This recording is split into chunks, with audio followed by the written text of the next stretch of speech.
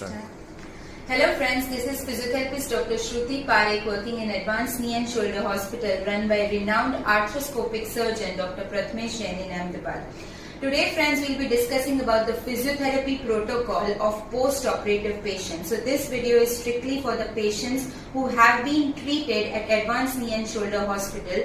Today we will be discussing about the post-operative patients who have had surgeries of knee, arthroscopic surgeries of knee. So the most common surgeries performed arthroscopically at the knee joint are the ACL repair or reconstruction, ACL repair or reconstruction plus meniscus repair and meniscus repair. Not really very common surgeries are PCL repair and multi-ligament repair. Today we will be discussing about the physiotherapy protocol of these three surgeries and later these, because these are different from these. So the patient has got the surgery done and on the second day he has to start the physiotherapy.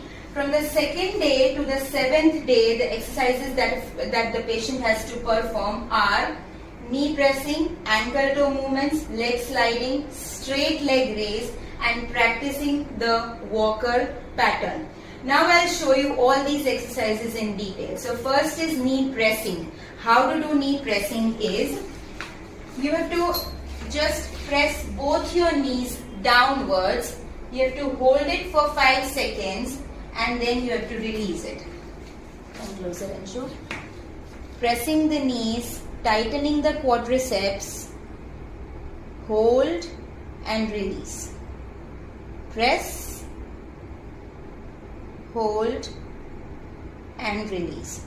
So these exercises, the knee pressing exercises, can be performed with brace or without brace for a while as well, because the brace, the knee brace that you have been given in the surgery, that may hurt the downside of your knee. So you can remove it for a while and then perform the knee pressing exercises.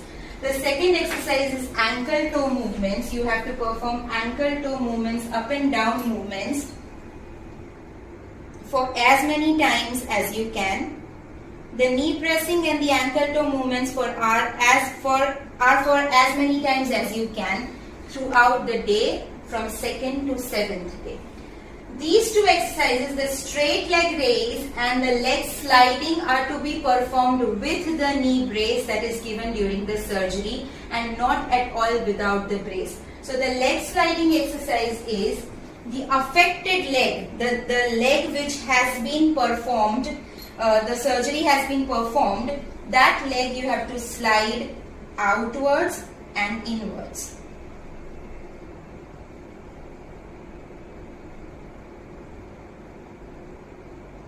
So this exercise is to be performed with the knee brace. And the fourth exercise is straight leg raise. With the knee brace, you have to attempt raising the leg, the affected leg, hold and down. Holding isn't necessary, so if you cannot hold for a long while, like for 5 counts, then it's fine. You can just perform a straight leg raise and then keep it down. If the straight leg raise seems to be difficult, then you can bend the unaffected knee. If the straight leg raise becomes difficult or gives you strain at the back, then you can perform it by bending the unaffected knee. So by bending the unaffected knee, you can perform a straight leg raise with the brace and then slowly down. So from the second day itself, you will also have to learn how to hop with the walker, hop with the affected leg using the walker, since you will not be allowed to put both your feet down and you do not have to put weight on both your knees. You do not have to put weight on both the legs and especially the affected leg. So here is how to hop with the walker. So her affected leg is the right one. So she has to hop with the walker like this.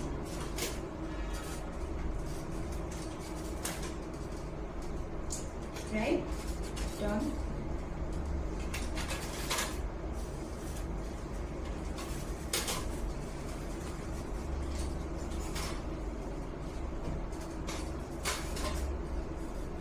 Alright.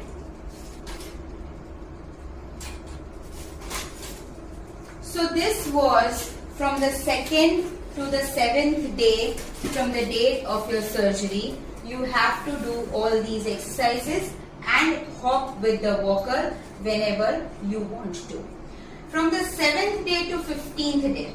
The 7th day will be your dressing day. Around 5th to 7th day would be your dressing day. 7th to 15th day you have to keep on doing all these exercises and you have to add one more exercise. So that is active knee bending up to 20 to 30 degrees, and that you have to perform without the brace, of course, right? So I'll show you from the 7th day. You have to start practicing knee bending. You have to just drag your heel over the bed, just 20 to 30 degrees, very slowly, actively, only as much as you can.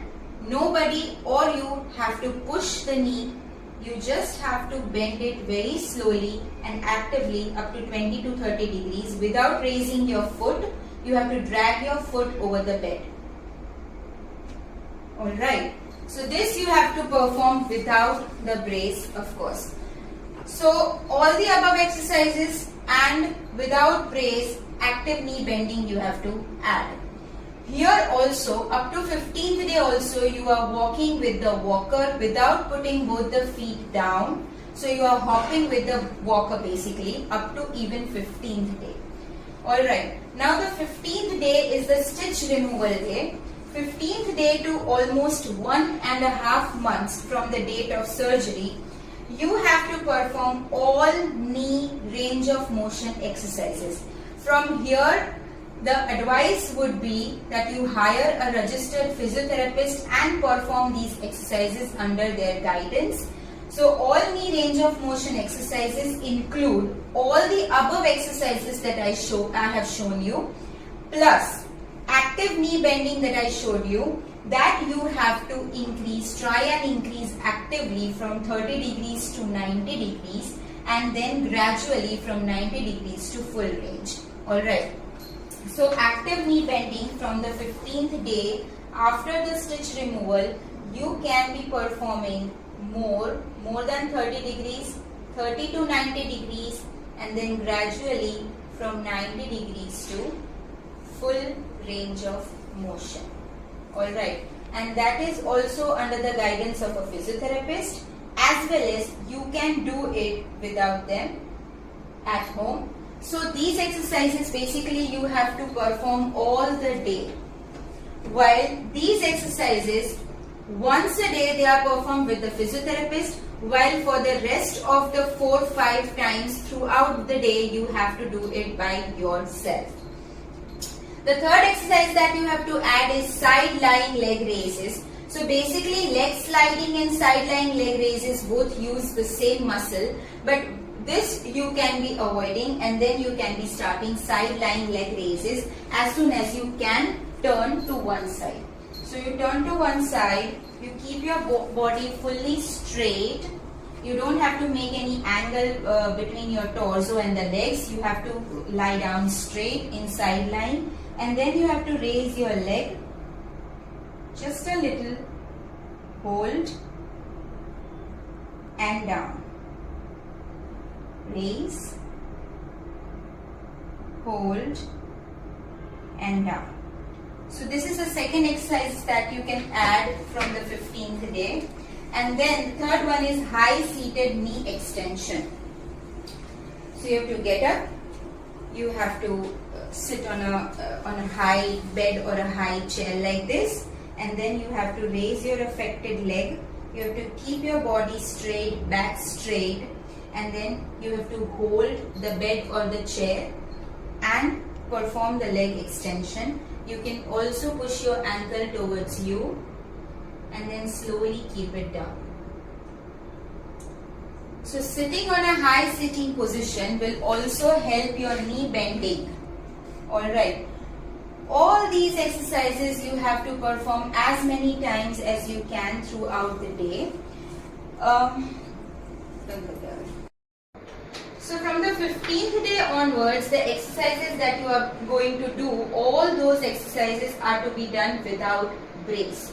So that can be done without brace, that will also aid more range of motion. Alright, about the knee bending and the knee pressing. The knee pressing and the knee bending should always go parallelly, because the knee pressing, if it's more than knee bending, then the knee bending would be difficult, and if the knee bending is more than the knee pressing, then you will end up with an angle that is known as the fixed flexion deformity FFD at your knee joint. So knee extension and knee pressing, the knee extension, the quadriceps movement and the hamstrings movement with the knee bending, both should go parallelly, one not more than the other. Alright, so let's talk about what the patient is supposed to do after 1 to 1.5 months from the date of surgery. These are also some of the FAQs, frequently asked questions about when is the patient supposed to give full weight bearing, when is the patient supposed to be off from the brace and the walker, how is the patient going to walk properly, when can the patient start gymming and sports. So let's start with weight bearing. Almost after 4 weeks, that is 1 month from the date of surgery, including ACL, ACL plus meniscus and meniscus, the patient within after 4 weeks, after 1 month of the surgery, the patient can be bearing full weight on both the legs and walking with both the legs. So I'll show you how to start walking with both the legs. You have to start very slowly and then gradually you can be increasing your pace and speed. Alright.